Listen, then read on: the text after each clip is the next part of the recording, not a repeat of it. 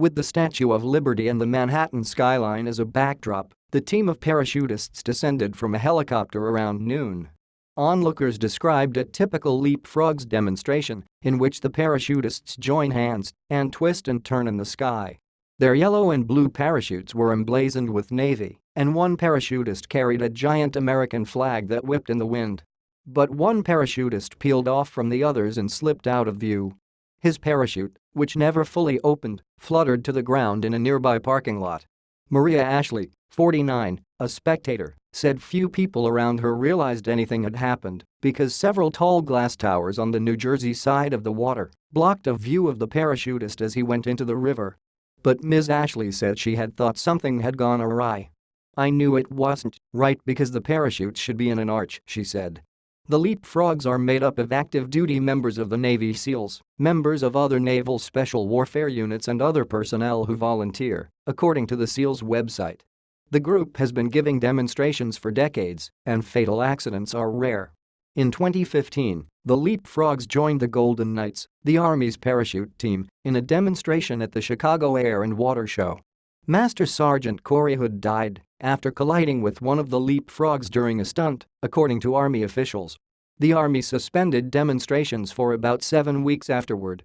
"Demonstrations can be dangerous," said Captain Norman H. Olson, credited as a founder of the leapfrogs. Captain Olson, who is retired, was saddened on Sunday to hear about the death. "There are innate challenges with parachutes," he said. Captain Olson, 86, made his 4,000th parachute jump on his 80th birthday. He said he founded the group in the 1960s, hoping to entertain and educate the public. "It's really kept on going," he said.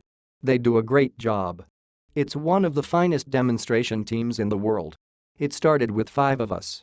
According to the Leapfrogs website, the group has performed many times this year, starting with the Winter X Games in Aspen, Colorado, in January. The team is scheduled to perform next month at Sail Boston and during Navy Week in Philadelphia. On Sunday, many people at Liberty State Park initially thought the fall had been part of the demonstration to show how they rescue someone from the water, said Russell Worrell, 73, a retired post office worker and an Army veteran. Mr. Worrell said that his eyes had been to the sky as he took pictures, but that he then heard the commotion of the crowd around him. Shortly after 4 p.m., people began learning that the parachutist had died. Nancy Malinowski, of Cranford, NJ, sat quietly crying while she recollected what she had witnessed. The man's parachute descended into the area just north of the pier, where a DJ played pop music for the event. "It's hard to believe it's really happened, and everyone is sitting here having a good time, and the music is still playing," Ms. Malinowski said. There were bouncy castles and empanada trucks, and a blow-up figure of a giant Marine in fatigues watching over it all. Military vehicles were parked on a lawn for children to explore, and every so often, gray military helicopters took off from a nearby pad and buzzed over the scene. "It's so unnecessary, just to entertain people, for someone to have died," Ms. Malinowski said. "People came out to support the military, and he dies on Memorial Day weekend."